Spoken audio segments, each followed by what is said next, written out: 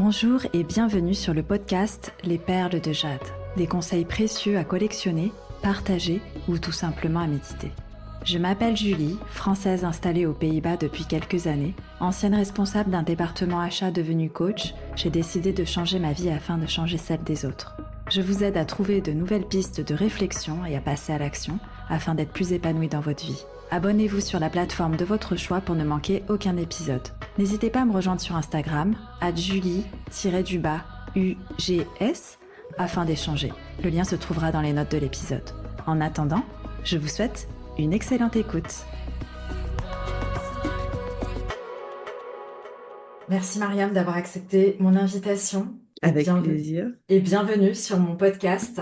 Ça me tenait vraiment à cœur. On est cette interview, donc merci à toi d'avoir pris le temps parce que ça fait plusieurs mois qu'on essaie de fixer un rendez-vous. Et juste pour info, là on est le lundi de Pâques et Mariam et moi on a pris le temps de se réunir alors qu'on a potentiellement notre famille aussi à la maison. Donc voilà, merci à toi pour ce temps que tu prends. Ça va être vraiment une discussion informelle. Voilà, on ne sait pas trop où ça va nous mener, mais en tout cas, ça va être un pur échange, pure valeur. Enfin, toutes les fois on a discuté, je pense qu'il y a eu ce feeling qui a été confirmé. Et quand je t'ai connue, il y a quelques mois, on s'est connus lors d'un événement présentiel. Moi, direct, j'ai kiffé ta vibe et je me suis dit, ah, cette nana, je veux trop mieux la connaître. Et j'avais déjà entendu parler de toi. Et on m'avait dit, franchement, c'est trop une meuf avec laquelle tu t'entendrais bien. Et en discutant avec toi, je me suis rendu compte qu'on avait plus de points communs que ce que je pouvais imaginer. Et Ouais. j'avais envie de retracer un petit peu la femme que tu es, ton parcours, et vraiment mettre en lumière des points communs qu'on a, mais aussi comment toi tu as navigué dans les challenges de la vie. Et pour commencer, pour les personnes qui vont écouter cet épisode, qu'est-ce que tu auras envie de leur dire pour te présenter? Alors, pour me présenter, je dirais que je suis une jeune maman de 4 ans, que je suis avocate au barreau de Paris et que je le suis devenue à la suite d'une reconversion professionnelle avec ma vie de famille en parallèle et que ça a été sacrément challengeant. Ouais, déjà ça, je sais pas si vous sentez ça quand vous écoutez, mais ça met déjà le ton sur l'échange. Moi, ce que j'avais envie de te demander, Mariam, c'est qu'est-ce qui a fait que tu aies décidé de te reconvertir en avocate? Alors, le parcours a été long, si tu veux. Moi, j'ai toujours voulu être avocate. Je me souviens que déjà en sixième, quand on remplissait les petites cartes, quel métier est-ce que tu veux faire plus tard, je le notais déjà. Sauf que à cette époque, c'était encore un rêve d'enfant. Donc, si tu veux, les années sont passées. J'ai pu rencontrer des difficultés diverses et variées au cours de ma scolarité, mais j'ai toujours eu cette idée quand même en fond, donc j'ai toujours suivi un parcours un peu généraliste, donc voilà, seconde générale. Et puis après le bac, je savais pas trop quoi faire, donc ça a été de source d'aller en fac de droit, et puis je me disais que ça allait pouvoir m'ouvrir le champ des possibles. Mais ce qui a été vraiment déterminant, et après je te laisserai voir là où tu as envie. Le plus de creuser, mais c'est que donc après la naissance de mon fils en 2018, donc c'était l'année de mon master 2, où à la fin de ce master 2, du coup, j'ai intégré une compagnie d'assurance en tant que salarié parce que le contexte familial voulait que voilà, je prenne tout de suite un contrat de travail. Et en allant en entreprise, je me suis rendu compte que je ne pouvais pas m'épanouir en entreprise et que ce n'était pas fait pour moi du tout. Alors j'avais tout plein d'avantages à y être hein, dans le contexte dans lequel j'étais avec un bébé en bas âge. Cela dit, dans les méthodes de management, en particulier dans les relations entre collègues qui sont un peu parfois fausses, voire hypocrites, un peu on s'écrase. Toutes ces choses, moi, c'était des choses qui me dérangeaient et surtout, j'aspirais et j'ai toujours aspiré à énormément de liberté. Et du coup, après avoir découvert que j'avais une maladie auto-immune, donc en 2020, j'ai réfléchi vraiment au tournant que j'avais envie de donner à ma vie. Donc là, 2020, c'est 2 ans après mon diplôme. Et je pense que cette maladie auto-immune aussi, elle est intervenue parce que j'avais, comment dire, emmagasiné beaucoup de fatigue et beaucoup de signaux que j'avais pas écoutés au niveau de mon corps. Et ça a été vraiment pour moi l'élément qui a été la clé de voûte de tout ça. Et là, je me souviens que depuis ma chambre d'hôpital, parce que j'avais été hospitalisée pendant une semaine, je m'étais dit, ça y est, je passe le barreau, il faut absolument que je fasse de ma vie ce que j'ai vraiment envie de faire. Waouh, c'est beau. Et comment a réagi ton entourage suite à ce revirement de situation? Parce que là, c'était un électrochoc, ta maladie, en fait. Ouais, tout à fait. C'est un électrochoc. Bah écoute, mon entourage, je ne l'ai pas averti tout de suite du projet. Pour être honnête, la plupart de mes proches l'ont su quand je l'ai obtenu, Ok. l'examen du barreau. J'ai fait vraiment mon projet discrètement. Moi, je suis d'avis à penser que voilà, prendre la vie de Pierre-Paul Jacques, c'est pas toujours une bonne idée parce qu'on a tendance à se faire influencer positivement, ou négativement, sachant qu'en général, les proches, voilà, ils sont aussi dans une posture où ils ont envie de te protéger, envie de te préserver, etc. Donc non, moi j'avais mon envie, il y avait mon mari et quelques amis qui étaient au courant, qui m'ont motivé à le faire parce qu'ils croyaient en moi et ils pensaient que c'était possible. Et je me suis nourrie de ce peu de personnes et vraiment ça se compte sur les doigts d'une main pour mener à bien ce projet. Ok. Et donc, ça t'a pris combien de temps pour passer le barreau? Ça m'a pris combien de temps? Ça m'a pris 2 ans. Ok. Ça m'a pris 2 ans parce que du coup j'avais mon contrat en CDI en temps complet évidemment dans ma compagnie d'assurance. Donc voilà, j'ai commencé à travailler petit à petit et c'est vraiment au bout de la deuxième année où là j'ai commencé à m'y consacrer beaucoup plus sérieusement. J'ai pris une prépa privée en parallèle avec des entraînements, des cours, etc. Et donc, c'est au bout de cette deuxième année où vraiment je me suis donnée à fond. Donc, à cette époque, j'avais lu le Miracle Morning qui m'a Mhm. énormément aidée. C'était le premier livre de développement personnel que j'ai lu et qui m'a permis, je pense, de relever le challenge puisque j'arrivais à gagner des heures le matin et Ouais. un petit peu le soir pour faire rentrer bah, le temps de révision dans mes journées qui étaient déjà assez conséquentes. Ouais, je trouve ça beau parce que justement, j'ai lu cette semaine un retour que j'ai retrouvé de derrière les fagots d'une femme en fait qui me disait que à l'époque, donc en 2021, 2020, 2021, que mon discours était très culpabilisant, sachant que là, on est en 2025. Et parce que je parlais du Miracle Morning. Et donc, elle, ça la faisait culpabiliser parce qu'elle n'était pas capable de se lever tôt, qu'elle bouffait des paquets de chips sur son canapé et qu'elle voulait que je lui foute la paix, quoi. Donc, elle, voir mes posts qui motivaient des personnes à se lever plus tôt pour se connecter, pour en fait avoir des moments self-care, en fait. C'était ça mon Ouais, tout intention. à fait. C'était de penser à soi dans une routine effrénée. Et je m'adressais surtout aux mamans pour les challenger à se lever plus tôt que leur enfant. Donc, en fait, te lever avant ton enfant, peu importe l'âge, pour avoir des moments pour toi et t'assurer que chaque journée, tu as eu au moins un moment pour toi. Et c'est vrai que bah, l'interprétation de cette copine qui n'en est plus une, et d'ailleurs, si elle m'écoute, je lui passe le bonjour parce que franchement, merci à elle parce que c'est aussi indirectement grâce à elle que j'en suis là aujourd'hui. Ben, en fait, ça m'a vachement blessée de voir que bah, mon intention avait été mal interprétée. Et donc, le Miracle Morning n'est pas fait pour tout le monde, mais c'est très aidant pour des femmes qui, bah, du coup, courent après leur temps, comme toi à cette époque-là, et Tout à qui fait. a proposé une alternative. Et en fait, en gros, il faut sortir les doigts pour trouver du temps, quoi. Ah oui, bien sûr, exactement. On a tous une journée de 24 heures, donc à N'est-ce nous de pas? voir comment on gère Voilà. ce temps-là. Après, pour être totalement honnête avec toi, tu vois, le Miracle Morning, j'ai réussi à le faire pendant cette période-là parce que j'avais un objectif qui était Oui. clair et que j'avais envie d'atteindre. C'est pas une routine que j'ai encore actuellement. J'ai Ouais. envie de le reprendre parce que je sais que ça peut être game changer. J'en ai déjà eu les résultats. Mais je pense que tant qu'on l'a pas essayé, en fait, on peut pas se permettre de Ouais. donner un avis éclairé sur la question. Je suis d'accord. Et pour moi, le Miracle Morning m'a juste appris à personnaliser cette routine. C'est-à-dire Mm. qu'aujourd'hui, je me lève plus une heure avant pour faire mes routines.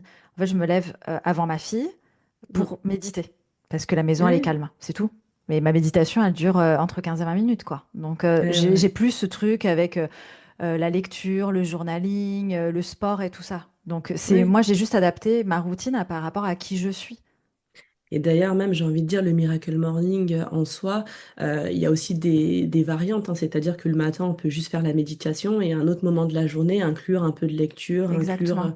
voilà, d'autres éléments. Donc, Exactement. Bah moi, je l'ai adapté. Je l'ai mm, adapté par rapport à qui je suis, c'est-à-dire que bah, quand je vais prendre mon café, je vais lire un petit peu à ce moment-là. Mais est-ce que je vais lire des emails ou je vais lire un livre, c'est quoi mon envie mm, du moment, quoi.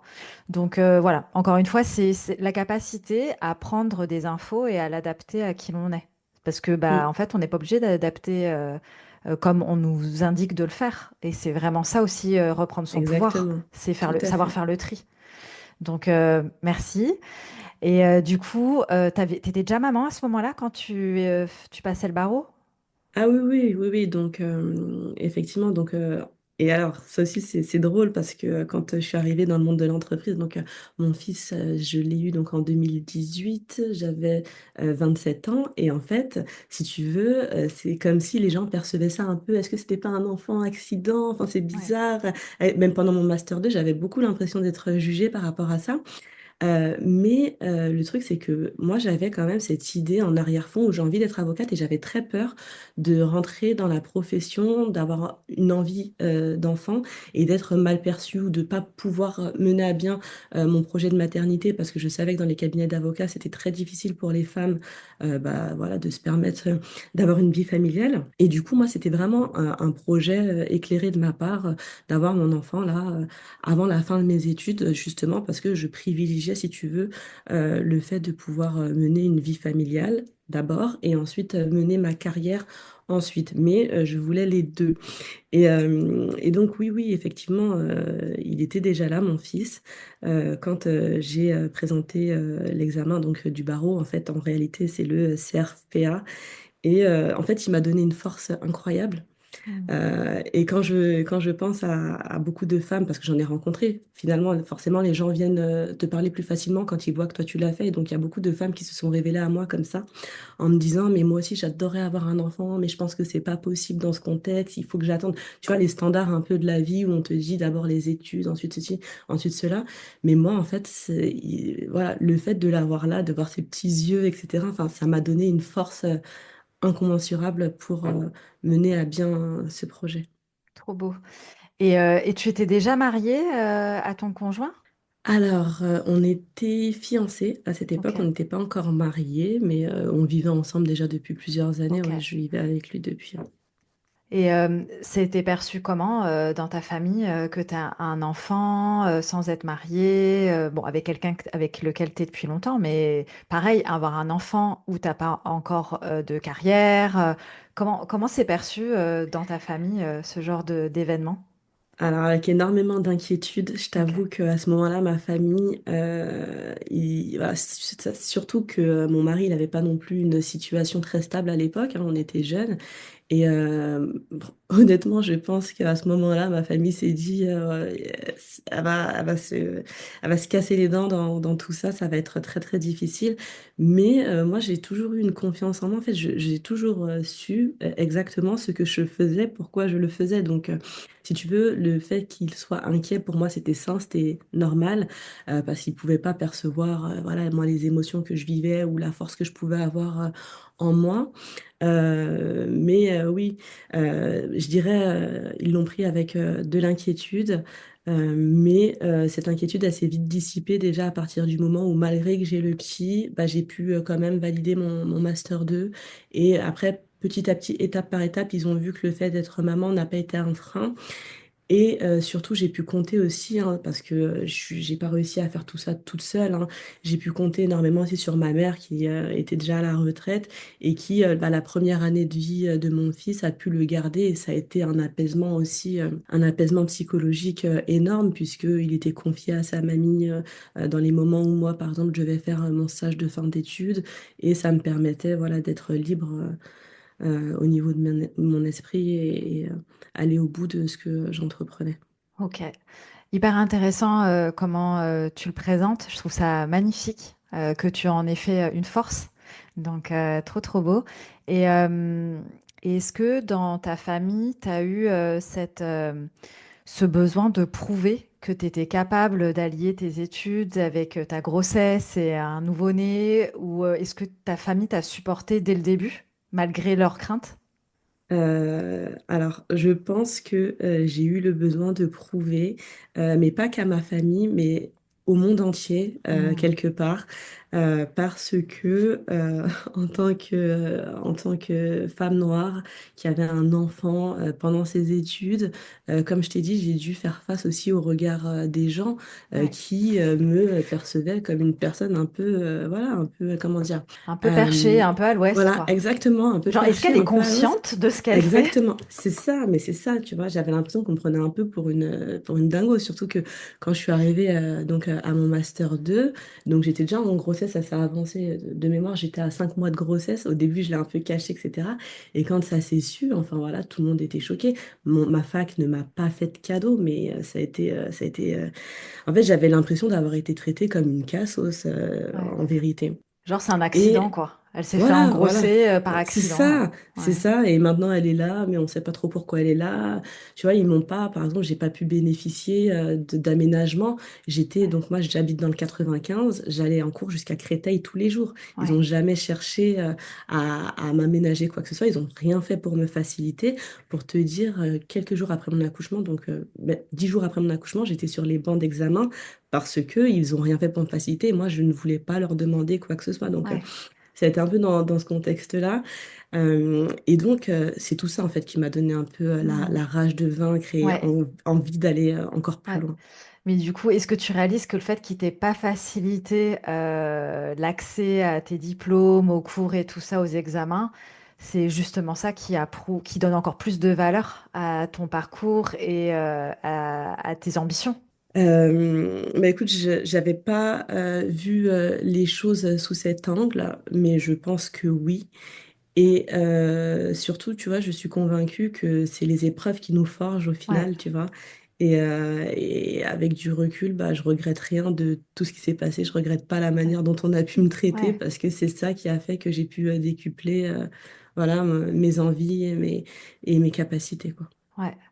Parce que tu vois, moi, je ressens vraiment l'énergie de la femme forte en toi et tout. Genre, je peux me débrouiller, je sais ce que je veux, je suis déterre et tout. Et c'est vrai que, est-ce que tu penses pas que ça aurait été peut-être plus challenging d'accepter qu'ils te fassent des fleurs? Genre, parce que tu es enceinte, parce que tu peux être fatiguée et tout, on va te proposer un truc spécial pour toi. Et genre, limite, peut-être tu aurais même refusé. Genre, ah non, moi, je veux pas de vos faveurs, en fait. Je veux le cursus normal comme tout le monde. Franchement, je sais pas et j'en suis pas convaincue parce que sur le coup, tu vois, j'étais tellement fatiguée. C'était très dur cette période. Mais vraiment, tu vois, je revois. En fait, il faut se dire, du 95 à Créteil, je mettais 1h30 au moins de voiture en heure de pointe. Et je me rappelle que ma vessie, des fois, elle a explosé, que j'étais mal, que j'étais pas bien, etc.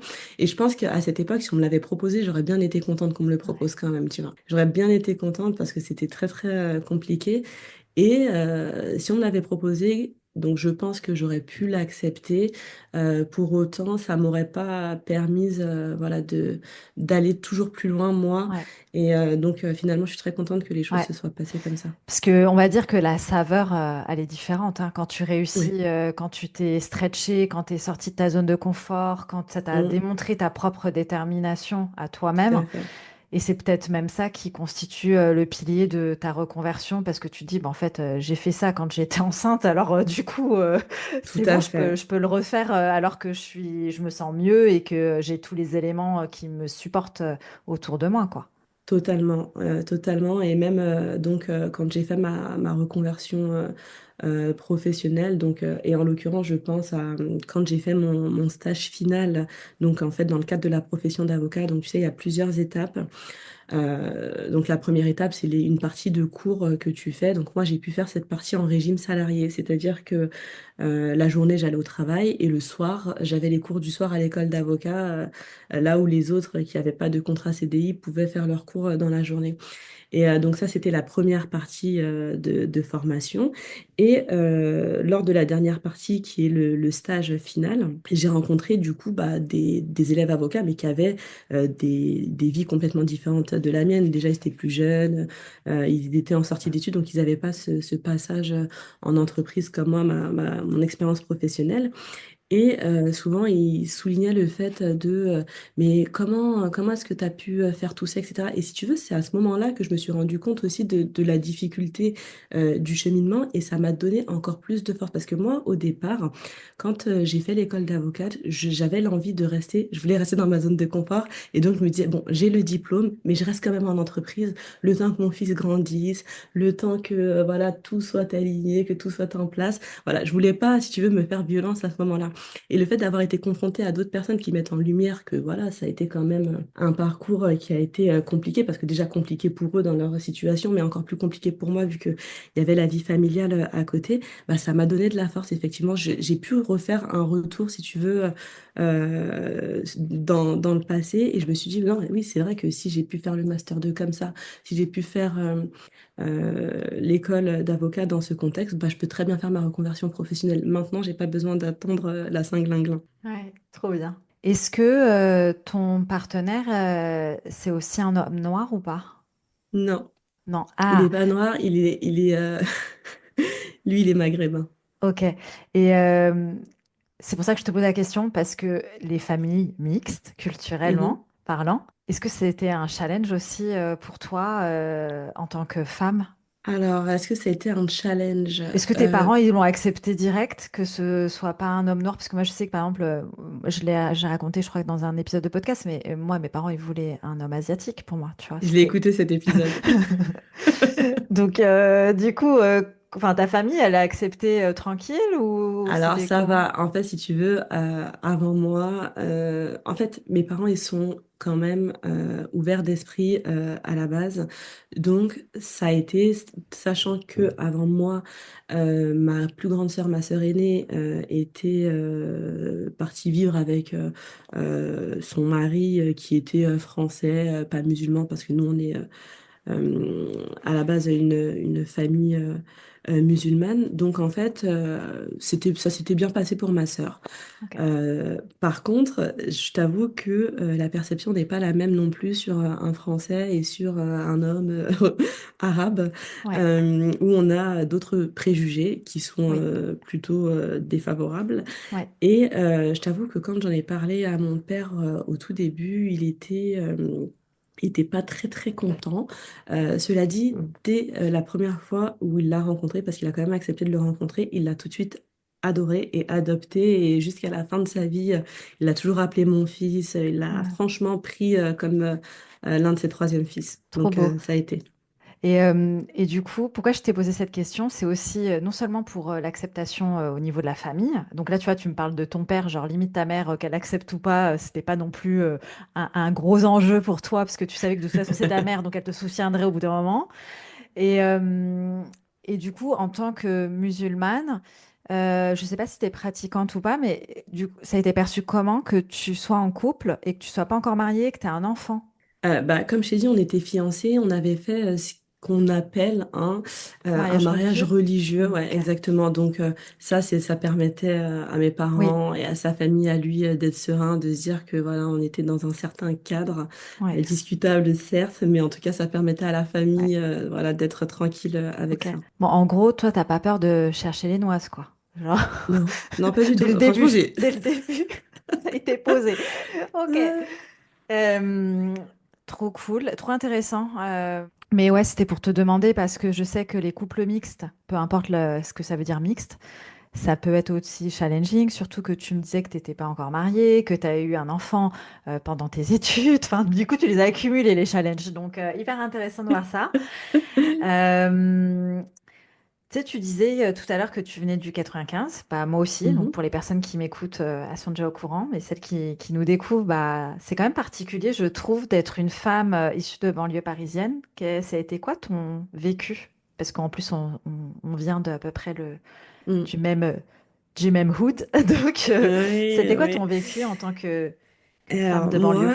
alors moi, contrairement à toi, parce que j'ai découvert aussi un peu ton vécu dans le 95 en écoutant tes podcasts, moi, j'ai mis énormément de temps à me sortir de la banlieue, contrairement à toi qui a pu aller dans des écoles extérieures, rencontrer des personnes de d'autres horizons. Alors, déjà, j'ai vécu pendant plus de 25 ans au même endroit, quoi, tu vois. Donc j'ai Ouais. vraiment grandi dans le même quartier, avec les mêmes familles, avec les mêmes personnes pendant très très longtemps. Ce qui a commencé à me faire changer d'air, si tu veux, c'est au moment du lycée où j'ai décidé d'aller au lycée d'Anguin. Donc c'était pas Ah très oui, loin non plus, mais c'était pas ouais, non plus dans mon voilà. quartier, tu vois. C'est la banlieue chic. Banlieue chic, exactement, banlieue chic. Mais alors, juste pour la petite anecdote, par rapport à ça, donc vu que j'ai eu une adolescence assez difficile, parce que je voulais pas me plier, tu sais, aux règles, voilà, familiales, culturelles, etc. Ma famille ne voulait pas que j'aille au lycée d'Anguin, ils voulaient que j'aille au lycée Van Gogh, qui était à côté, etc., pour pouvoir me surveiller un petit peu. Et donc, j'avais rempli moi-même mes documents en troisième pour aller au lycée d'Anguin. J'avais pris une L3 italien pour pouvoir être acceptée. Et du coup, j'ai été acceptée comme ça au lycée Ok. d'Anguin. Et après, Maligne. quand j'ai... C'était trop tard, donc ils ne pouvaient plus rien faire. Donc ça, c'est le premier truc. Arriver à Anguin, ça m'a permis quand même de découvrir d'autres personnes en dehors de Mm. mon quartier. Et franchement, tu vois, ça aussi, je le regrette pas du tout parce que je pense que ma vie aussi, elle aurait été différente si j'avais fait mon lycée dans le lycée de quartier avec toutes les personnes avec qui j'avais été au collège. Là, ça m'a permis de m'ouvrir l'esprit, tu vois, rencontrer des gens qui étaient pas forcément de mon milieu. Mais à côté de ça, j'avais d'autres amis que je connaissais d'avant parce que si tu veux, en Gain, il y a un lycée général et il y a le lycée professionnel, Oui. tu vois. Donc au lycée professionnel, d'ailleurs, moi j'avais presque tous mes amis qui étaient au lycée professionnel en face. Cela dit, j'ai pu faire de belles rencontres du côté général puisque c'est là-bas où j'étais. Donc là-bas, déjà, je me suis rendu compte que de la fracture sociale, entre guillemets, tu Mm. vois, déjà, tu vois seulement que... donc, il y a donc le lycée général où il y a le lac d'Anguin, c'est magnifique, etc. Et tu as des enfants qui sont issus d'une classe sociale supérieure. Et de l'autre côté, le lycée professionnel avec des gens qui ont des profils beaucoup plus compliqués, qui viennent de Sarcelles, Villiers-le-Bel, Gonesse. Bon, voilà, je ne vais pas faire de clichés, mais c'est pas du tout les mêmes profils et surtout là-bas il y avait souvent des bagarres, enfin vraiment d'autres problématiques sociales. Et donc là, si tu veux, à ce moment-là, je sors de l'adolescence, donc je rentre dans la vie un peu plus adulte et je conscientise que selon bah, les choix qu'on fait, bah, l'existence devient différente. Donc là, j'ai la chance de faire des rencontres avec des personnes qui sont aussi impliquées dans leur scolarité, etc. Et donc, on s'encourage, on travaille ensemble. Je pense à une amie, Julie, que j'ai rencontrée du coup en seconde. On est resté dans la même classe jusqu'en terminale.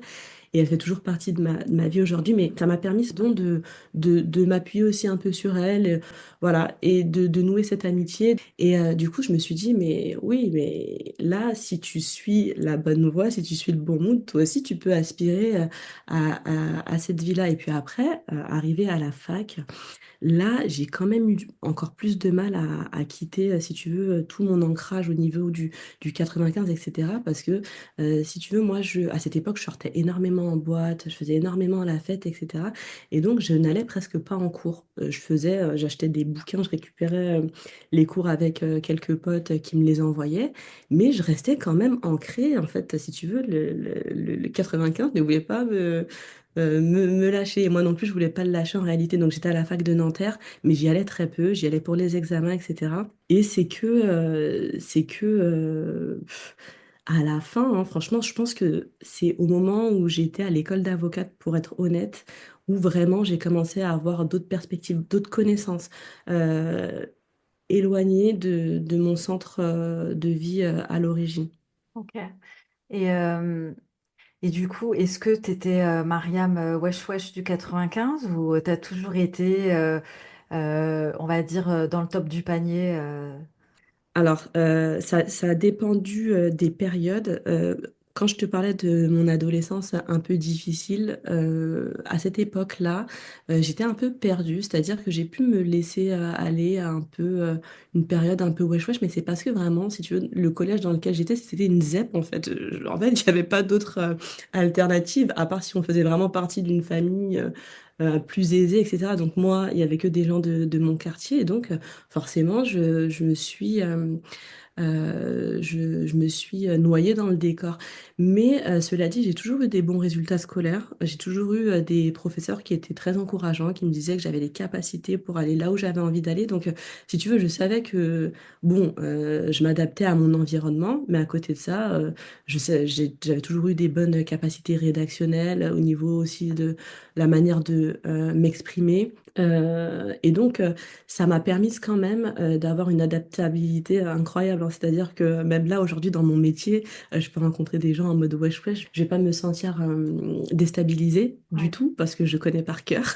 Et d'un autre côté, je peux aller dans des milieux beaucoup plus, tu vois, aisés et je saurais me tenir ouais, normalement, quoi. ouais. Je sais pas si tu as écouté l'épisode où justement, je crois que tu m'as dit que tu n'étais pas encore arrivé à cet épisode-là.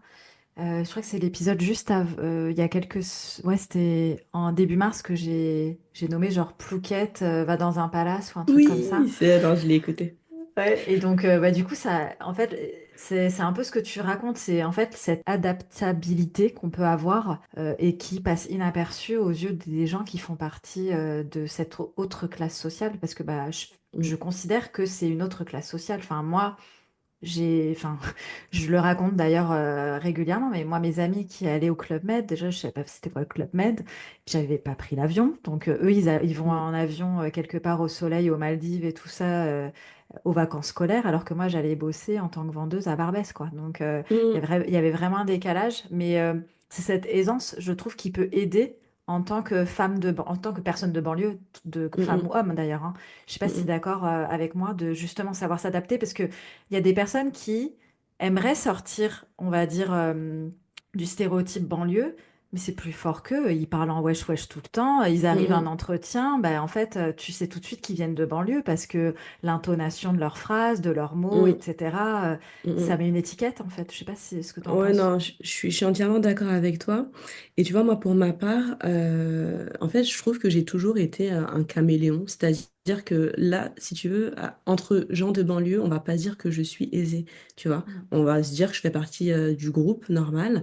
Et par contre, avec des gens plus aisés ou dans le milieu du travail, j'ai jamais eu cette étiquette non plus de wesh wesh, parce que j'ai toujours su, en fait, adapter mon comportement Mm. selon les circonstances. Donc, oui, malheureusement, il y a des personnes où l'étiquette de wesh wesh leur colle à la peau, mais je pense que c'est par manque d'entraînement Oui. ou, si tu veux, de rapport à d'autres classes sociales, si je puis dire. Mais, tu vois, moi, le fait d'avoir travaillé pendant toutes mes études aussi, bah, ça m'a permis de faire un nombre d'entretiens énorme. Et donc, à ces occasions-là, déjà, j'étais obligée d'avoir une certaine présentation, d'avoir une certaine qualité dans mon expression. Et donc, c'est toujours passé inaperçu. Ok. Et toi, tu as encore des amis du 95 actuellement ou pas? Plus beaucoup, il y a un tri énorme qui a été fait. Alors, j'habite toujours un peu dans le même coin. Alors, je suis pas dans la même ville, mais je suis pas très loin. Du coup, ça m'arrive de rencontrer des gens avec qui j'ai grandi, etc. Et j'en ai gardé quelques-unes, mais alors ça se compte sur les doigts d'une main encore, hein, parce que au cours aussi de mon aventure là pour devenir avocate, etc. Il y a beaucoup de relations aussi qui se sont détériorées. Je Mhm. pense qu'on vivrait plus non plus forcément à la même fréquence, et donc si Ouais. tu veux, il y a eu un écrémage assez naturel qui s'est fait. Et aussi un choix de ma part de laisser le passé au passé pour pouvoir Mm. avancer. Ouais. Hyper intéressant ce que tu dis, c'est que bah, en fait, peu importe d'où on vient, il y a quand même un écrémage qui se fait selon notre évolution. Et puis, bah, comme tu le disais tout à l'heure, on rencontre aussi des personnes différentes, des personnes qui vibrent à la même fréquence, qui ont les mêmes ambitions, avec lesquelles tu peux parler peut-être de choses différentes. Et ça fait aussi la différence dans les liens qu'on entretient, qu'on garde ou qu'on ne garde pas, quoi. Tout à fait. Ouais, je crois que moi, j'ai pas gardé trop de contacts. J'ai encore contact avec quelques copines de maternelle. Ah Euh, oui? ouais, mais c'était pas des banlieues. On habitait en 95, mais elles étaient pas banlieusardes, tu vois. Mm, C'est mm, pas les meufs de cité comme. Voilà, moi j'étais dans un quartier qui était pas non plus le quartier qui craint. Donc, je pense que, tu vois, le quartier résidentiel reflétait aussi, mm, on mm. va dire, le statut social des parents qui s'installaient dans ce quartier-là. Moi, j'habitais dans un pavillon, donc bah, Oui, forcément, oui. voilà. Et c'est vrai que quand j'étais au collège. C'était là où il y avait le plus de mixité au niveau des origines. Et bah après, bah, comme tu le disais, toi, bon, avais une capacité, tu savais que si en gros, si tu voulais bien travailler, tu pouvais bien travailler, mais que si tu travaillais pas plus, c'est parce que peut-être tu n'avais pas un pourquoi clair, que tu n'avais pas envie de te Mm, donner les moyens, etc. Et moi, je sais que par exemple, au collège, j'ai toujours été la première de classe jusqu'en troisième, tu vois. mm, mm. Donc, il y avait vraiment ce truc de l'élite. Mais après, moi, Ouais, c'est dans ma ouais, culture où mes parents, bah, c'était au mérite, en fait. Donc, il y avait ouais. vraiment ce truc de reconnaissance de mes parents si jamais j'étais dans l'élite. Et c'est ça qui m'a un peu gardée dans ce mood-là. Mais à partir du moment où j'avais envie d'appartenir au groupe, dans les valeurs sociales, hein, l'appartenance au groupe est quand même assez importante. Et que bah, je me suis dit, bon, bah, en étant première de classe, c'est pas là où je peux faire partie des groupes les plus cool, Mm, quoi. Puis mm, mm, j'avais toujours un décalage avec la mode. J'expliquais dans un épisode où, en fait, je faisais des outlets, quoi, avec mes parents. mm, Donc j'ai mm, toujours un décalage, soit des chaussures trop grandes, soit des couleurs, mais rien à voir avec ce qui était tendance. Donc du coup, je pouvais pas appartenir au groupe, ni par la mm, mode, mm, qui était une de mes valeurs, ni par ma façon d'être. En fait, j'étais tout le temps rejetée au collège, et c'est au lycée où j'ai commencé à me fondre dans la masse. Mais c'est là aussi que j'ai pas eu de bons résultats scolaires. mm, Et mm. donc, c'était beaucoup plus facile, en étant moyenne Oui, scolairement, de me fondre ouais. dans les groupes cool, quoi. Mm, mm, mm. Ah non, mais je pense que c'est vrai, ce que tu dis, ça joue, hein. Effectivement, quand on est excellente, on fait partie aussi d'une certaine catégorie d'élèves qui se mélangent pas avec tous les autres, qui sont moyens, les gens populaires, etc. Mm. Et ce que tu me dis, je trouve ça très intéressant parce que en sixième et en cinquième, je faisais partie des premières de ma classe, moi aussi. Et c'est en quatrième, donc où là vraiment je rentrais dans l'adolescence, où tout a basculé. D'ailleurs, j'ai redoublé ma classe de quatrième parce que pour rentrer justement dans le groupe, on va dire, bah, mes résultats scolaires ont dégringolé. Et là, effectivement, j'avais plein d'amis, etc. Mais ça rimait à rien, quoi. C'est vraiment des conneries de gosses, quoi. Ouais.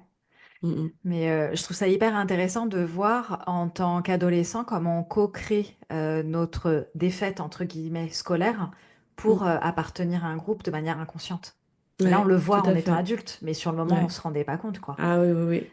Je suis Et moi, je entièrement me rends d'accord. compte, hein, à partir de bah, pareil, la quatrième, j'ai mes résultats qui se sont un petit peu dégringolés, mais pas tant, parce que je faisais encore partie des premières de classe. Par contre, Mm, en seconde, complètement. Mais parce qu'en seconde, je voulais, bah, c'est là où j'étais intéressée par les garçons, mm, mm, où les garçons que j'aimais bien, enfin, le garçon que j'aimais bien, bah, du coup, lui, c'était un cancre, cool, mais cancre. Et donc, bah, qui séchait les cours. Et bah, moi, pour passer plus de temps à juste le regarder, en plus, à l'époque, et bah, il fallait que je sèche les cours. Donc, et j'ai commencé à fumer, etc., pour être cool. Enfin, il y a vraiment tout ce truc de dégringolade au ouais, lycée. ouais. Et vraiment pour appartenir au groupe, pour attirer l'attention de ce mec-là. D'ailleurs, bah, je suis sortie, c'était mon premier copain, donc bah, je suis sortie avec lui. Mais c'était vraiment, ça a duré longtemps cette période, hein. Mm, mm, Et mm, c'est marrant parce que là, de mettre de la conscience dessus, là, je me dis, ah, c'est intéressant parce que du coup, je vais en parler avec ma fille mm, mm. qui, elle, Ouais, l'adolescence, leur génération commence plus tôt.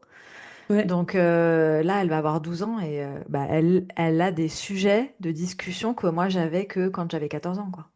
Bon, bah, Donc il est temps de la voilà, mettre en garde, hein. Pas voilà, la peine d'avoir des mauvais résultats c'est ça. scolaires pour avoir Ouais. un Mais groupe. ouais, hyper intéressant de voir comment on co-crée Mm, justement ce tout à truc-là. fait. Ok, donc ça c'était pour ton parcours scolaire. En tant qu'avocate aujourd'hui et en tant que femme noire issue de la banlieue, est-ce que tu penses que ça a une influence sur ton travail et les clients que tu attires? Oui, je pense, parce que j'ai beaucoup de clients racisés quand même. Euh, je dirais la moitié. Je dirais une bonne moitié. Et je pense que, tu vois, les personnes issues de minorités, si on peut encore les appeler comme ça, mais quand elles ont besoin d'un avocat, elles aiment bien pouvoir être entendues, comprises et surtout ne pas être jugées ou sous-estimées aussi, tu vois, dans le rapport, si tu veux. de confiance qui se noue nécessairement entre un avocat et ses clients. J'ai quand même l'impression que ces personnes se sentent quand même beaucoup plus à l'aise quand elles ont quelqu'un qui leur ressemble, entre guillemets. Et d'ailleurs, j'ai récupéré plusieurs dossiers dans lesquels mes clients avaient été en premier lieu vers des avocats blancs, etc. Parce que souvent aussi, les minorités ont tendance à penser que pour gagner des procès, il faut aller vers un avocat homme blanc qui connaît beaucoup de personnes, qui va pouvoir justement décanter leur situation plus facilement. Mais souvent, elles sont déçues parce que ces avocats-là ne les considèrent pas nécessairement en tant qu'individus et elles ont l'impression, cette clientèle a l'impression au bout du compte bah, qu'on leur a pris leurs sous, mais qu'on n'en a rien à faire d'elles au bout du compte. Oui, oui, je pense. Pareil, dans mes échanges avec ces personnes, donc même si elles n'ont pas un vocabulaire soutenu, etc., bah, je vais pouvoir les comprendre. Même si le français peut être aléatoire, je vais quand même les comprendre aussi et je vais jamais m'agacer de Hmm. ce genre de choses. Moi, je suis quelqu'un qui est très patiente aussi et très dans l'écoute. Et je sais que au-delà de mes compétences juridiques, ce que mes clients, ils aiment, c'est pas mes... Comment dire, mes atouts personnels, hein, si tu veux, tout ce qui va Hmm. être empathie, écoute, dialogue posé. Ça, c'est des choses qui reviennent aussi beaucoup Ouais. après quand ils me donnent leur avis, quoi. Hyper intéressant ce que tu dis sur la compréhension d'un français approximatif. Parce que, effectivement, quelqu'un de français, bon après je vais peut-être en choquer certains, mais des blancs en fait, des Français qui sont blancs, qui n'ont pas l'habitude de fréquenter la banlieue, ils sont pas au contact depuis qu'ils sont petits d'étrangers qui parlent pas bien Mm, français. Donc si leurs parents sont français et qu'ils ont toujours parlé français et pas une autre langue au sein du mm. Ah oui, foyer, oui. ça fait une grosse différence. Donc voilà, moi je sais que par exemple dans ma famille, il y en a qui parlent un français approximatif, que bah, du coup ça m'a beaucoup aidé dans l'apprentissage des langues et que bah, aujourd'hui quand je vais en Inde, je comprends les Indiens qui parlent anglais. Alors que quand j'ai voyagé avec des Français, ils ne comprenaient que dalle, ils comprenaient que dalle parce qu'ils disaient mais comment tu fais pour comprendre les Indiens? Je vais bah parce qu'ils parlent anglais. Oui, Mm, mais mm. leur accent. Bah oui, mais bon, en même temps, enfin moi je baigne dans des accents Oui, approximatifs oui, depuis que je suis oui. petite en fait. Ça joue nécessairement. En plus, je vois très bien de quoi tu parles parce que même moi, je me suis déjà fait la réflexion, genre, d'entendre des personnes d'origine indienne parler l'anglais et moi aussi, j'arrive pas à capter parce que j'ai pas l'oreille. Mais Mm. effectivement, si toi, t'as baigné dans cet univers, oui, c'est plus facile. Ouais, Et oui, et ça revient au même par rapport à moi et mes clients qui peuvent avoir un français approximatif. Oui, effectivement, quand on a grandi en banlieue, en fait, il y a aussi cette richesse hein, bah qu'on oui. a. Et honnêtement, pour moi, c'est incroyable parce Mm. qu'aujourd'hui, ça me permet de m'adapter à tout le monde. J'ai l'impression d'être une citoyenne du monde même sans avoir C'est ça. voyagé. C'est-à-dire Ouais. que tu sois marocain, yougoslave, que tu sois vietnamien ou quoi, en fait, et même au-delà de l'aspect de pouvoir comprendre les accents, et etc., c'est le fait de connaître aussi les cultures, de connaître Mm. les traditions Ouais. de toutes ces personnes, tu Ouais. vois. C'est ça aussi la richesse, je pense, quand on a grandi en banlieue, c'est que déjà on est allé chez des copains, copines où les parents parlaient un français approximatif, plus ou moins. Tu vois la différence de culture, la bouffe aussi, parce que bah, quand tu Mhm. mangeais chez les copains, copines, eux, ils cuisinaient pas français, tu vois, ils Ah bah cuisinaient oui, la bien cuisine du sûr. bled. Donc Mm. moi, je trouve que c'était très enrichissant, au même degré où ça pouvait être limitant au niveau des sujets de discussion, etc. Parce que bah, Oui. forcément bah, je discutais pas trop. Enfin, c'était limité, on va dire. Quand on parlait politique dans ma famille, c'était limité. Il n'y avait pas cette ouverture d'esprit comme quand Mm, mm, quand j'étais en école de commerce et que j'allais mm, mm. chez des amis dont les parents étaient très éduqués, etc. C'est pas le même genre de conversation, mais du coup, je me sentais conne, tu vois. Ouais. Et c'est là où tu te dis que, tu vois, le fait d'être sensible à la lecture, d'avoir une curiosité, c'est ce qui change tout, hein, parce Mm. qu'effectivement, quand tu viens d'une classe plus populaire, au niveau bah, d'accès à la culture, d'accès à l'information, mais on part avec un handicap incroyable, hein, malheureusement. Hein. Et c'est pour ça que c'est important, et même mon fils, j'essaie vraiment de le sensibiliser au fait d'aimer lire, de chercher les informations dans les livres, ce qui se fait plus trop aujourd'hui, parce qu'avec les écrans et tout, c'est un fléau. Mais ce que je veux dire, c'est que voilà, l'instruction, il faut aussi qu'elle soit personnelle à un moment donné. Et c'est ça qui peut pallier à une carence. Bah, lui qui l'aura pas forcément, parce que là, notre situation a changé. Mais en tout cas, pour les personnes de banlieue, etc., qui peuvent pas avoir accès à des conversations très poussées, comme tu disais, au niveau politique ou au niveau de l'actualité, tout simplement. Mais il faut lire. Il n'y a pas de secret que ce soit les médias ou que ce soit bah, des choses en culture G. Il n'y a que comme ça qu'on va pouvoir après tenir une conversation avec des personnes ailleurs, quoi. Ouais. Et du coup, toi, tu as beaucoup lu pour apprendre? Et j'ai toujours aimé la lecture, heureusement. Et de toute façon, heureusement que j'ai aimé la lecture, puisque là, dans mon travail, je lis peut-être la bonne moitié du temps.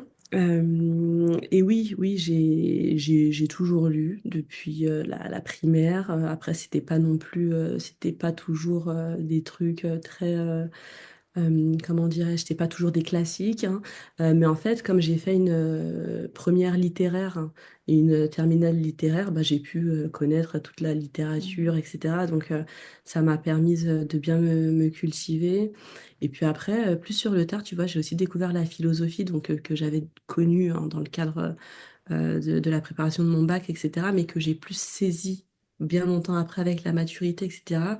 Et là, ça m'a permis vraiment de percevoir le monde Mhm. sous un autre angle. Et ça aussi, ça a été un game changer pour moi parce que je me suis rendu compte que le spectre que je pouvais avoir de vision, selon là où j'étais née, voilà, dans le contexte où j'étais, eh ben, je pouvais le percevoir aussi de manière différente et voir le monde différemment, avoir des aspirations différentes.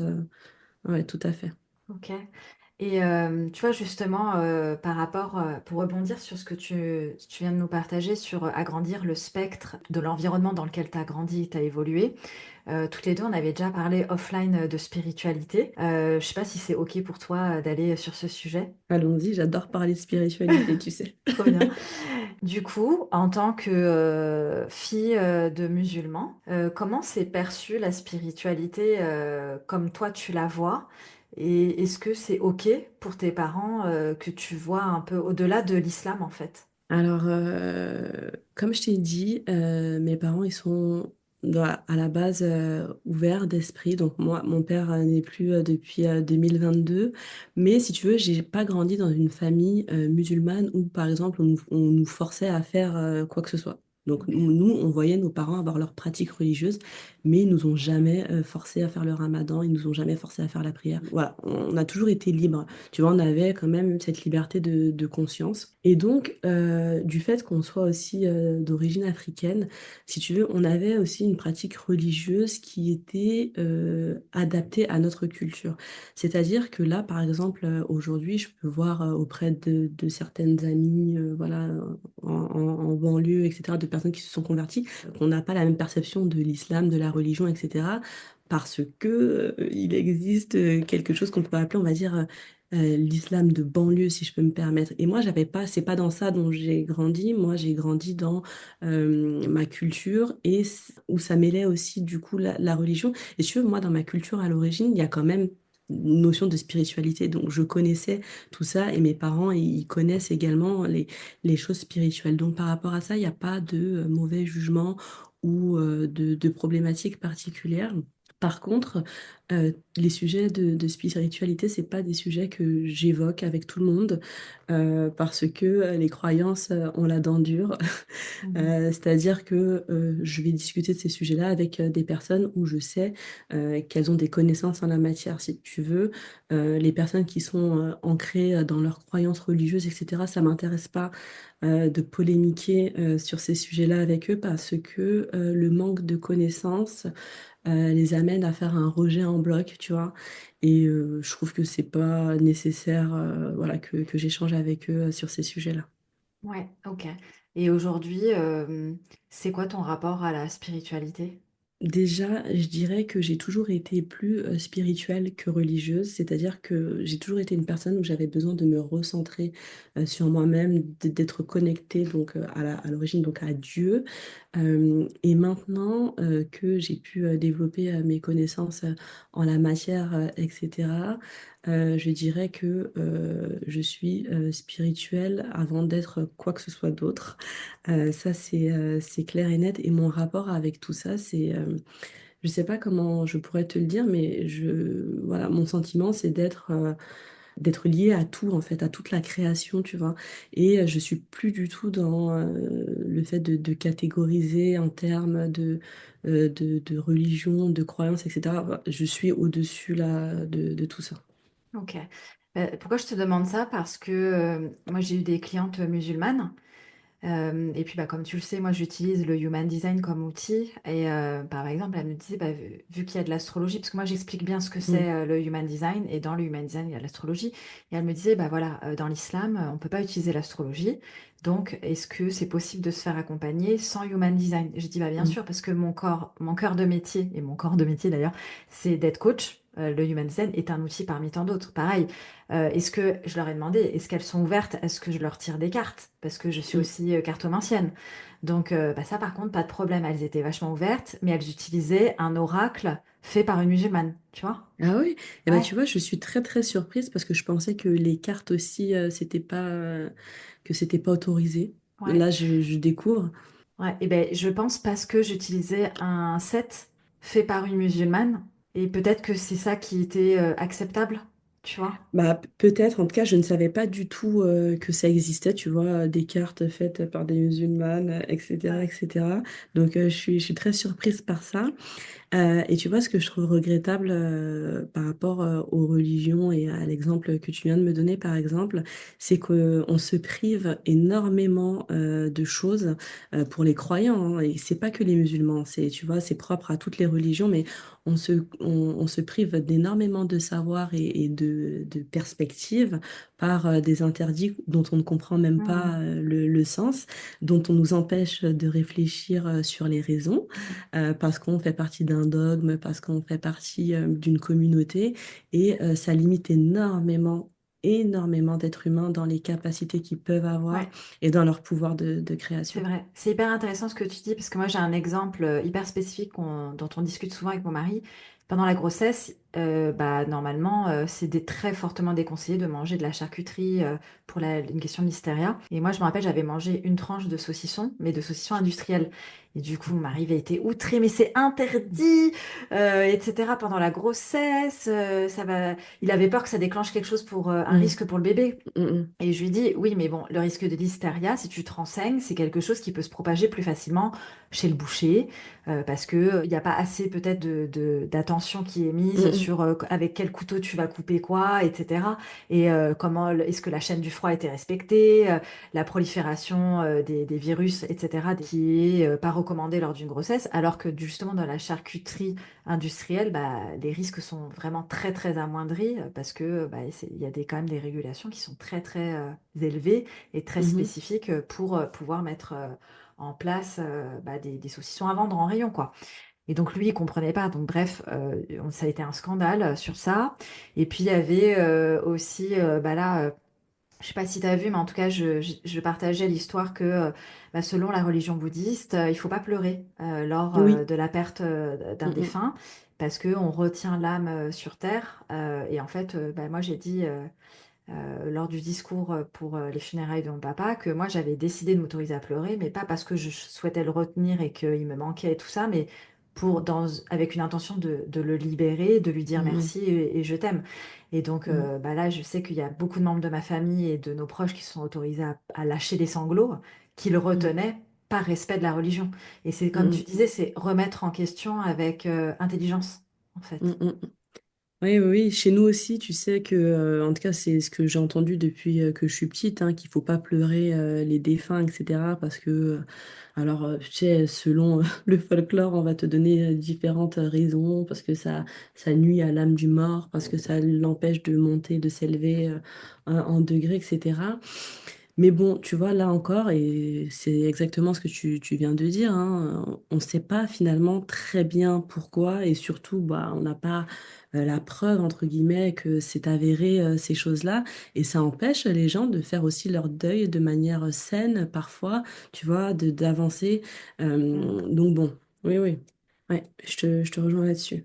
Donc, merci pour ton partage, du coup, Mariam. Et toi, à titre personnel, tu utilises, je sais pas, les cartes, la voyance, des outils de connaissance de soi un peu ésotériques? Ah oui, tout à fait. Tu vois, j'ai découvert le human design là sur le tard. Je trouve que c'est incroyable. Mais tu vois, ça, c'est un truc aussi que j'ai pu découvrir grâce à un cercle d'affaires parisien, etc. Parce que j'ai rencontré des personnes là-dedans, mais je n'en avais jamais entendu parler. Après, par rapport à la voyance, moi, je sais que dans ma famille, j'avais des tantes, etc., qui avaient ces facultés-là, donc je connais aussi depuis mon enfance. Mais pour en revenir au human design, je trouve que, enfin, par exemple, tes clientes qui s'y refusent pour des questions religieuses, mais elles se privent d'une mine d'or. Tu vois ce que je veux dire?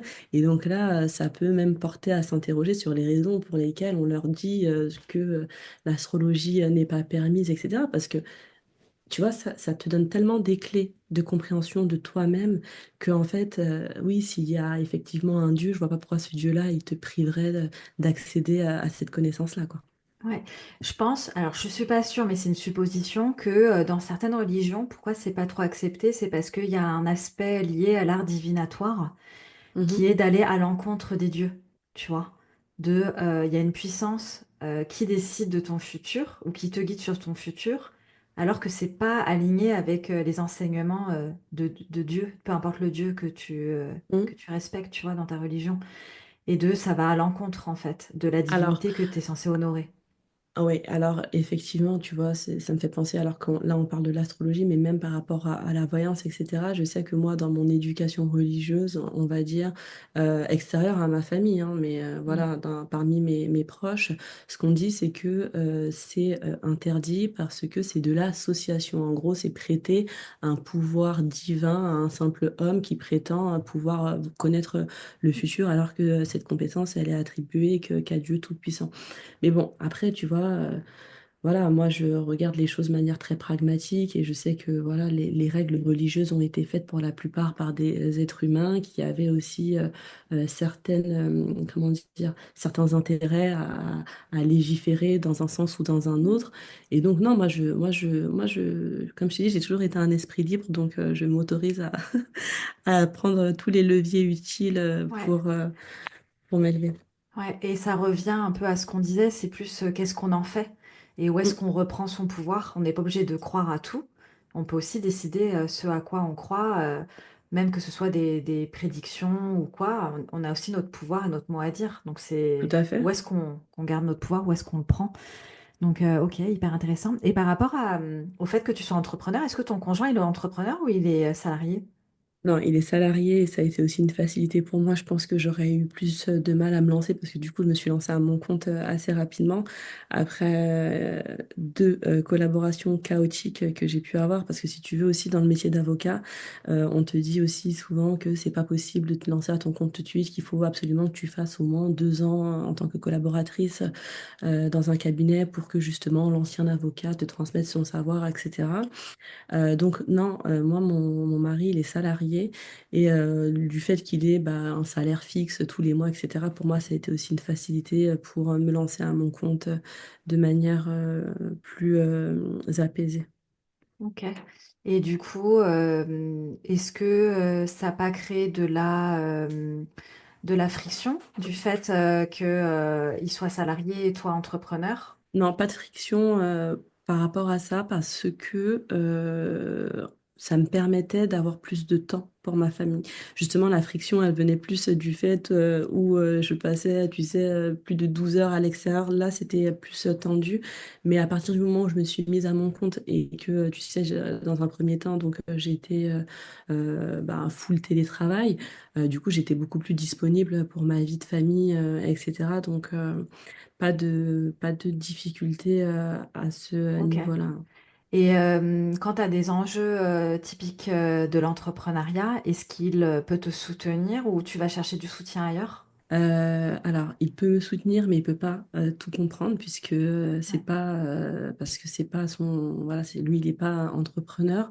Je cherche du soutien extérieur et c'est pour ça que je me suis beaucoup rapprochée de cercles d'affaires parce que j'avais besoin de rencontrer d'autres entrepreneurs pour savoir comment ils géraient de leur côté. J'ai énormément appris au contact d'autres entrepreneurs que j'avais pas aussi dans mon entourage direct au niveau de ma Mm. famille et tout. Et donc, toute la première année d'installation, j'ai pu me nourrir de ces rencontres-là où l'expérience de ces personnes a pu un peu m'aiguiller et me permettre de prendre des décisions éclairées, de savoir où est-ce que j'allais. Et maintenant, tu vois, je ne ressens plus forcément le besoin. C'est-à-dire que j'ai pris beaucoup de temps l'année dernière pour réseauter, pour échanger avec des entrepreneurs. Et là, je me concentre beaucoup plus sur le fond de mon activité. Ok. Et tu penses pas que justement faire partie d'un réseau et d'avoir des échanges réguliers, ça peut t'aider avec, on va dire, des échanges que toi tu choisis, que tu limites selon tes besoins, au lieu de juste faire partie beaucoup de réseaux et tout d'un coup plus du tout? Alors si, tout à fait, tout à fait. Je pense que oui. Cela dit, j'ai quand même été déçue, moi, des réseaux d'entrepreneurs, entre guillemets, et notamment celui dans lequel j'ai pu être adhérente au cours d'une année, si tu veux. J'ai l'impression quand même que et donc c'est un réseau 100% féminin, et j'ai l'impression que c'est beaucoup quand même surjoué, beaucoup de faux semblants, beaucoup d'opportunisme mais qu'au final, bah, ça t'apporte pas non plus énormément. Tu vois, moi, j'ai pas noué des relations vraiment, tu vois, puissantes où après le réseau, on peut échanger. Franchement, Mhm. là, sur toutes les nanas que j'ai pu rencontrer, allez, il y en a peut-être deux, tu vois, où je peux me permettre aujourd'hui de échanger en dehors bah, de ce réseau et pouvoir échanger sur des sujets qui nous touche en tant qu'entrepreneur. Donc, tu vois, là, je me satisfais de ça. Je préfère vraiment, tu vois, bah, que ce soit qualitatif plutôt que de chercher tout le temps, quoi. Ok. Est-ce que tu penses que ta décision de ne pas faire partie d'autres réseaux, elle est due parce que tu as été déçu et que peut-être tu n'as pas trouvé un réseau qui répondait à tes attentes? Parce qu'imagine, les deux nanas avec lesquelles tu es lié, imagine trouver un réseau où c'est ce nombre de nanas avec cette vibe-là, et elles sont 10 en fait, au lieu d'en avoir que deux, 10 avec différents points de vue, différentes Si, personnalités. si. Si, si, tout à fait, ça pourrait être très efficace et très intéressant pour moi et je suis pas du tout fermée à cette perspective-là. C'est juste que là, voilà, avec le niveau d'activité que j'ai aujourd'hui, je peux pas me permettre d'investir de l'énergie là-dedans. Mais si Hmm. on venait à moi et qu'on me disait, voilà, il y a un petit réseau restreint qui présente toutes les qualités que j'aime, je m'en priverais pas, tu vois. Ok. C'est juste que là, je... Tu recherches pas activement, on va dire, parce que Voilà, voilà, exactement. t'as déjà Exactement. donné et maintenant Ouais, la tout à priorité est fait. sur te concentrer sur le développement de ton activité. Et Tout puis à fait. bah, si tu trouves un réseau, c'est cerise sur gâteau, quoi. Ouais, tout à fait. Trop bien. Ça a été quoi ton plus gros challenge dans toute ta vie? Tu dirais que c'était quoi? Mon plus gros challenge, ça a été le cabinet d'avocat là où j'ai fait mon stage final. Pendant ma formation, ça a été mon plus gros challenge parce que j'ai atterri dans l'un des cabinets d'avocats bah, les plus puissants au monde. Genre, il est classé numéro 8 au monde et cinquième en France, un truc comme ça, tu vois. Donc, c'était vraiment un big, big cabinet d'avocats d'affaires où en fait, je sais pas, tu vois, c'était pas du tout ma formation, c'était pas, j'avais pas forcément les compétences, tu vois, mais je sais pas, j'ai postulé un peu au culot, j'ai été à l'entretien déter, etc. Donc, et c'est passé, sauf que, tu sais, c'était un poste sur lequel il fallait être bilingue, je l'étais absolument pas. C'était un poste où il fallait des compétences en droit des affaires, j'en avais pas. Du coup, ça a été donc 6 mois, mais 6 mois où vraiment j'ai souffert, mais j'ai grandi là-dedans, tu vois. Et Ok. surtout, j'ai fait des rencontres incroyables que j'aurais jamais fait autrement. Mais j'avoue que j'ai souffert pendant cette période-là parce que je faisais des horaires de fou. Enfin, ça m'est déjà arrivé de finir à des 2 heures du matin, rentrer en taxi, tout le monde dort chez moi, etc. Et surtout, en fait, tu sais, toutes les tâches qu'on avait à me confier en tant que stagiaire, mais en fait, c'était difficile parce que j'avais pas vraiment les bases en la matière, mais finalement, petit à petit, écoute, à force de travail, ça a été, mais j'avoue que ça, je pense que ça a été même plus difficile pour moi que ce que j'ai pu rencontrer auparavant. Ok. Et depuis, est-ce que tu as appris à parler anglais? Est-ce que tu t'es formé au droit des affaires? Ça t'a donné envie ou pas? Non, ça m'a pas du tout donné envie parce que non, tu vois, moi je suis beaucoup dans l'humain et si tu veux pour faire mon travail et le faire avec envie, j'ai besoin de faire quelque chose que j'aime, tu vois. Et en fait, le droit des affaires pour moi c'est beaucoup trop abstrait. Moi, pour être motivée, j'ai besoin de d'aider quelqu'un concrètement, tu vois.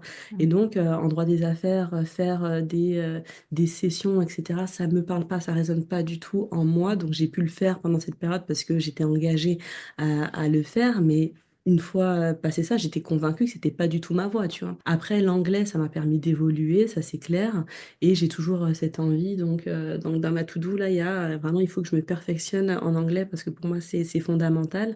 Mais non, au contraire, hein, cette expérience, ça m'a démontré que dans ma pratique, j'ai besoin de choses concrètes et de me dire que je vais aider monsieur un tel, madame un tel qui a une difficulté juridique parce qu'elle y comprend rien et que moi, voilà, du fait que j'ai cette expertise, je vais pouvoir lui expliquer les choses simplement et surtout lui trouver une solution. Là, par contre, ça me fait vibrer, il n'y a pas de souci. Trop bien. Et d'ailleurs, tu parles beaucoup de kiff et de ce qui te fait vibrer. Est-ce que tu peux nous partager ton type en human design? Alors, je suis, projecteur, Ouais. normalement. Normalement, parce qu'en fait, tu vois, j'avais fait avec récemment avec ChatGPT et je crois qu'il Ah m'avait non, c'est, induit en il dit erreur. n'importe quoi. Ouais, il Alors il m'avait faut induit en pas, erreur. je le répète régulièrement, Ouais. tous ceux qui écoutent cet épisode et tous les épisodes que j'ai déjà fait sur le HD depuis que ChatGPT est devenu à la mode, ne checkez pas votre human design avec ChatGPT parce qu'il n'est pas qualifié. Ouais, donc voilà, donc il s'était trompé, il m'avait dit que j'étais générateur, mais là je viens de retrouver ma charte que j'ai fait sur un site, et donc oui, je suis projecteur, ça c'est clair, avec une stratégie d'attendre l'invitation, et oui, non, tout ce que j'ai pu voir là-dessus, franchement, me décrit pas mal, ouais. Ok. Et donc tu te reconnais dans l'énergie fluctuante, le fait... Ah oui, tout à ah fait. oui. Et c'est pour ça que je pouvais pas être collaboratrice parce que c'est une exigence de tous les jours, tu vois, où il faut pouvoir débiter tout le temps, tout le temps. Et là, du fait d'être à mon compte, bah, si je sens que j'ai besoin de me reposer, je me repose.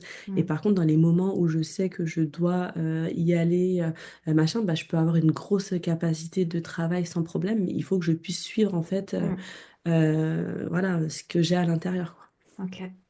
Merci Mariam. Est-ce que tu aurais quelque chose à ajouter pour clôturer notre échange? Oui, alors je suis très très girl power et alors s'il y a des femmes qui nous écoutent, j'aimerais dire à chacune qu'on a une force incroyable dans chacune d'entre nous et malgré que la société voilà, essaye de faire passer les femmes pour des petites choses fragiles et parfois qui n'ont pas beaucoup de ressources, j'aimerais dire que moi je crois vraiment au pouvoir féminin et que je booste toutes les femmes que je peux rencontrer, que ce soit dans mon travail ou dans mes amitiés, à se dépasser parce que quand on veut, on peut. Ouais, hyper puissant. Et en fait, on peut voir que ce que nous partage Mariam, en fait, elle l'a incarné. C'est un peu l'histoire de son parcours et de sa vie. Quand on veut, on peut, ce côté un peu je suis déter, etc. Ça serait intéressant de voir d'ailleurs sur ton schéma, sur ta carte Human Design, est-ce que tu as le cœur défini ou pas? Parce que c'est un peu cette énergie de je peux. Et je me prouve à moi-même avant de le prouver au monde. Ça pourrait être intéressant de voir si tu l'as déterminé, parce que j'ai des clientes projecteurs avec ce centre-là défini, et ça a fait toute la différence. Et du coup, je dis souvent à mes clientes, quand on veut, on peut. C'est pas valable pour tout le monde parce que tout le monde n'a pas la capacité de suivre son élan. Mais que voilà, les personnes qui ont le cœur défini, pour elles, bah, c'est une évidence que tout le monde peut, quoi. Enfin, si tu le veux, tu peux. Donc, ça serait hyper intéressant. On verra ça offline. Moi, j'avais vraiment envie de te remercier parce que je pense qu'on a honoré le message, que j'avais envie qu'on véhicule lors de notre échange. Quand je t'ai contacté il y a quelques mois afin d'avoir cet échange, j'avais dit j'ai envie de montrer que quand on est né dans un contexte avec une famille qui nous peut-être nous un contexte en tout cas familial, environnemental qui nous prédisposait à rester dans la norme et à pas trop sortir des sentiers, de rester dans notre petite case, être bien sage et tout, ben, en fait, tu prouves que c'est possible de sortir de la case si on en a envie. Et c'est à quel point on est déterminé, à quel point on le veut, qui va aussi démontrer bah, les actions qu'on va mettre en place, la sortie de zone de confort et de trouver le soutien nécessaire à notre évolution. Et c'est vraiment ça que j'ai envie de montrer. Et je pense que je vous mettrai en description de cet épisode pour vous dire si Mariam a le cœur défini, oui ou non, en Human Design. Voilà. Bon, en tout cas, merci pour ton invitation. C'était très sympa d'échanger avec toi, comme toujours. Merci Mariam, merci pour votre écoute, à bientôt. Merci d'avoir écouté cet épisode des Perles de Jade jusqu'à la fin. Les liens de celui-ci se trouvent dans les notes. N'oubliez pas de me rejoindre sur Instagram où mon pseudo c'est Julie-UGS afin d'échanger et de me dire ce que vous en avez pensé. À bientôt pour un nouvel épisode.